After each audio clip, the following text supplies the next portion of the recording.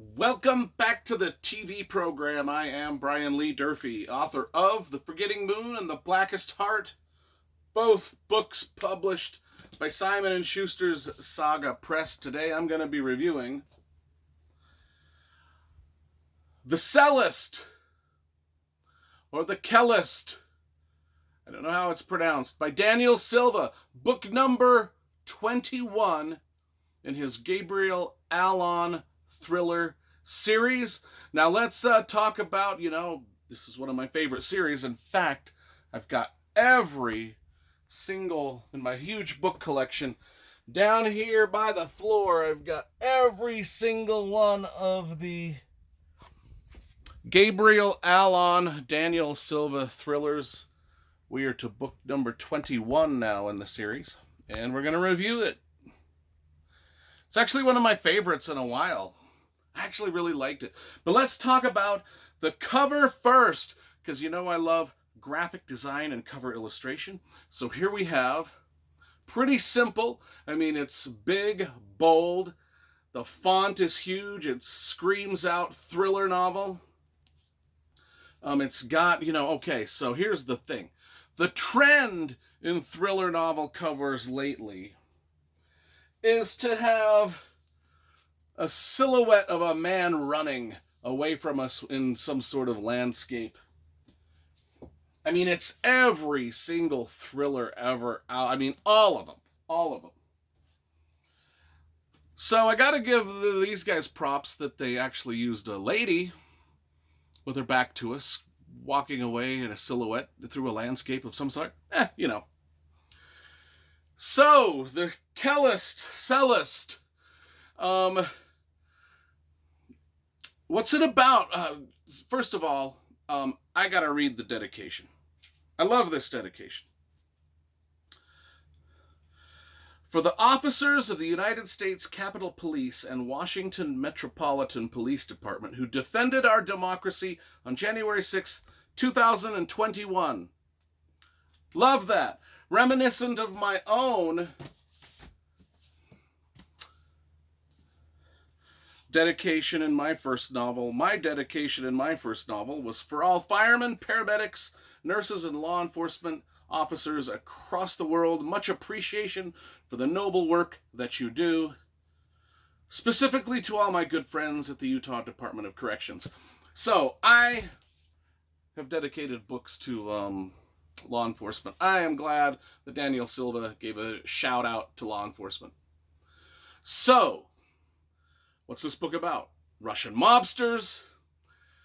You'll learn more about Russian mobsters and the history of Russian mobsters and the history of just Russian oligarchy and high finance and money laundering and Swiss banks and M16 British Secret Service and how they've tried to just follow all this stuff for years and years. I mean, ever since the time of Nazi Germany, when some of these Swiss banks were financing, Auschwitz and things like that. I mean, there is so much history you can learn in this book on those subjects. It's just staggering.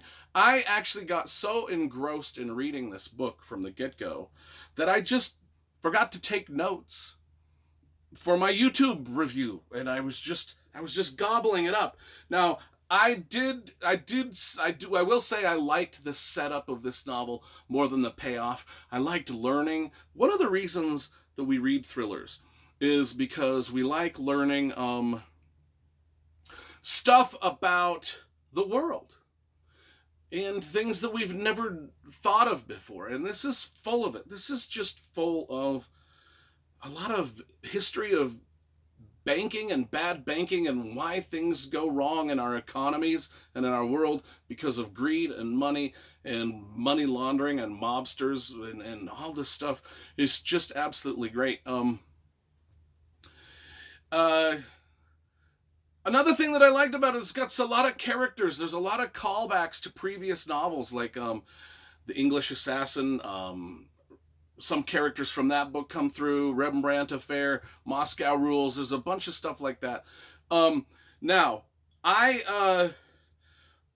one of the things that I loved about this was there was a young girl spy who had a backstory in this. And her backstory, she had to memorize her backstory. You know, these spies, just so they don't get caught, they have to know everything about their character's backstory. Not only that, but if their character says, "Hey, I play the piano," or I went to school on a ballet scholarship, they better fucking know how to play the piano or ballet, or the jig is up. And so one of the girls, one of the spy girls, she has to memorize all this backstory for her spycraft, and one of the things is she plays the cello, and so she has to not only know about the cello, but okay, I just got that. The cellist. Fuck me sideways. I thought we were speaking another language here. I mean, all of his books were, you know, we've got The Black Widow, The English Girl. Most of his books have like normal titles, and I was reading the Cellist. I thought he was speaking another language. The cellist. I don't know why it's spelled ridiculous. The cellist, not the cellist or the cellist. It's the cellist. Now I get it. Oh, bugger me right in the pie hole. I am an idiot. Okay, anyway, this book is super good. Anyway, she has to know about the cello. The girl has to know about the cello.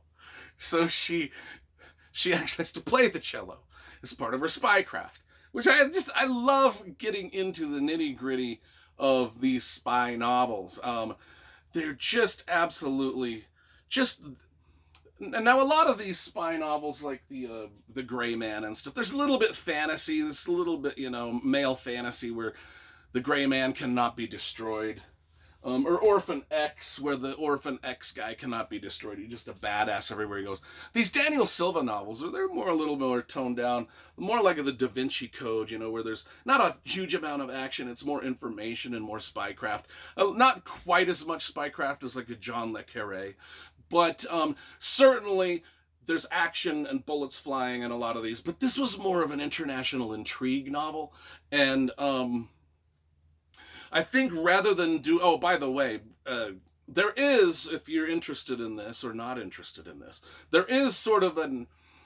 I mean, he does take after... In the afterword, he's got like a 6-page sort of where he really takes Trump to task, sort of like this diatribe against Trump and everything, and conservative radio hosts. So clearly, most of the thriller writers in the world, like, you know, your Tom Clancy's, your Brad Thor's, your Jack Carr's, they sort of lean way to the right.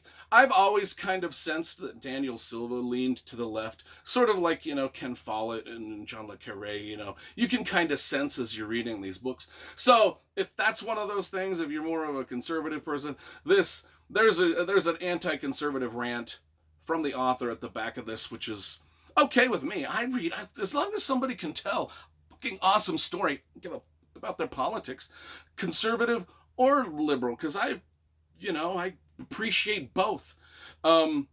Just know that it's there. And I do also tell you when I review the Jack Carr stuff and the Tom Clancy stuff that it's coming from a pretty conservative bent, just in case you don't, you know, I think you should read both. I think you should open your minds up and read both. Let's talk about what this book is. Like I didn't take notes, but the back jacket copy, because this is a convoluted plot, and I want to get it right, and the back jacket copy does it right, and then I'll give my rating, and then we'll be done with this. Viktor Orlov had a long-standing appointment with death. Once Russia's richest man, he now resides in exile in London, where he is waging a crusade against the kleptocrats who have seized control of the Kremlin. His mansion is protected by armed bodyguards, yet somehow, on a rainy summer evening, in the midst of a global pandemic, Russia's vengeful president finally manages to cross Orlov's name off his list. In other words, Putin had the dude assassinated. Okay, the documents So anyway, there were some contaminated documents found with the body. The documents are contaminated with a deadly nerve agent. The Metropolitan Police determined that they were delivered by one of Orlov's employees, a prominent investigative reporter. And when the reporter vanishes hours after the killing, M16 concludes she is a Moscow Center assassin who penetrated the billionaire's formidable defenses. But Gabriel Allon, our main character, believes his friends in British intelligence are dangerously mistaken. His search for the truth will take him to Geneva, where a private intelligence service is plotting an act of violence that will plunge an already divided America into chaos. Only Gabriel Allon, with the help of a brilliant young woman employed by the world's dirtiest bank, can stop it. That is a complex plot. I just didn't want to get the details wrong, so I just read it to you. It's absolutely a magnificent thriller. One of my favorites in the series. Everybody should be reading these. I absolutely adore them. They're so well written, so effortlessly written. Absolutely great. I give it a 9.5 out of 10. Just a dynamite book by a great writer. Oh, and if you followed me this far,